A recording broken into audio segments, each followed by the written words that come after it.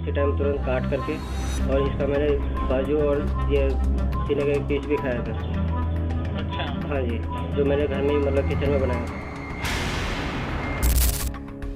ये कहानी है नोएडा के एक ऐसे इलाके की जो एक समय पे बिल्कुल आम था, लेकिन फिर यहाँ एक राज ने पूरे देश को हिला कर रख दिया। नोएडा का निठारी कांड एक ऐसा खुदी खेल जो 2006 में सामने आया, जिसमें बच्चों और औरतों का निर्दयी कत्ल किया गया। ये सिर्फ एक कत्ल की कहानी नहीं, बल्कि इंसानी शैतानियत और विश्वासघात का डरावना सच है।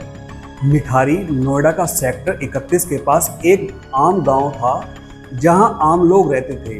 छोटी छोटी दुकानें थीं और जिंदगी बिल्कुल यूजुअल चल रही थी। लेकिन 2006 के आसपास यहां एक के बाद एक लोगों के लापता होने की खबरें आने लगीं। गांव के लोग परेशान थे, लेकिन किसी को नहीं पता था कि असली हकीकत क्या है। गांव के बच्चों के अचानक गायब होने की घटनाएं तब शुरू हुई जब नवंबर 2005 से लेकर 2006 के बीच में लगभग 16 लोग लापता हो गए। ये सभी 9 से 13 साल के बच्चे थे, ज़्यादातर लड़कियां, जो एक दिन स्कूल या बाजार जाने के बाद कभी घर नहीं लौटी। पहले लोगों ने सोचा कि शायद ये बच्चे अपने आप भाग गए होंगे या कोई और समस्या होगी, लेकिन जब एक के बाद एक इतने सारे बच्चे गायब होने लगे, तब लोगों का शक बढ़ने लगा। लोगों ने निठारी और नोएडा पुलिस से मदद की गुहार लगाई, लेकिन पुलिस इन घटनाओं को एकदम हल्के में ले रही थी। पहले पुलिस ने इन्हें नॉर्मल लापता होने के मामला माना और कहने लगी कि बच्चे हैं, अपने आप भाग गए होंगे।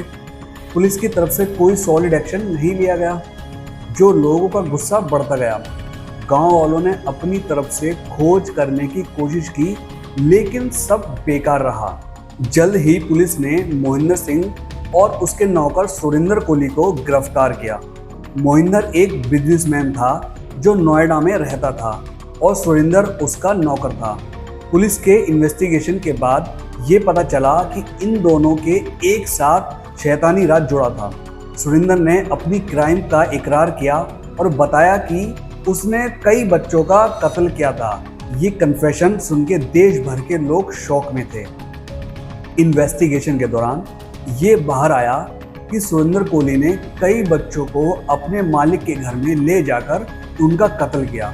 उन्होंने बच्चों को किडनैप करके उन्हें ब्रूटल टॉर्चर दिया और फिर उनके बॉडी पार्ट को नाले में फेंक दिया। ये सुन के लोगों की रूह कांप गई। लेकिन सबसे बड़ा सवाल ये था कि क्या मोहिंदर सिंह इस क्राइम में शामिल था? सुरिंदर कोहली के अकॉर्डिंग मोहिंदर को इन सब घटनाओं की कोई खबर नहीं थी, लेकिन पब्लिक और अफेक्टेड फैमिलीज को लगा कि मोहिंदर इस पूरे कांड में इक्वल पार्टनर था। निठारी कांड के खुलने के बाद मीडिया ने इस केस को नेशनल हेडलाइन बना दिया। हर न्यूज़ चैनल इस पर डिस्कशन कर रहे थे। देश भर में लोग गुस्से से भर गए। कई जगह पर प्रोटेस्ट हुए और इंसाफ की मांग बढ़ती गई। लोगों को ये लग रहा था कि निठारी में जो हुआ वो किसी एक जगह तक सीमित नहीं था, बल्कि ये सिस्टम की एक फेलियर थी।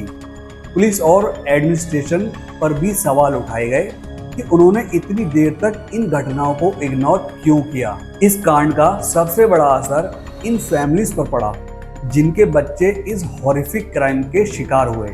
निठारी के कई घर ऐसे थे जहां कभी खुशी थी, लेकिन अब सिर्फ गम और अंधेरा रह गया। माँ बाप अपने बच्चों के कत्ल का सच जानकर बिल्कुल टूट गए थे। ये घटना उनके लिए कभी ना भूलने वाली जख्म बन गया था। निठारी कांड के बाद लीगल बैटल्स और कंट्रोवर्सीज का सिलसिला चलता रहा।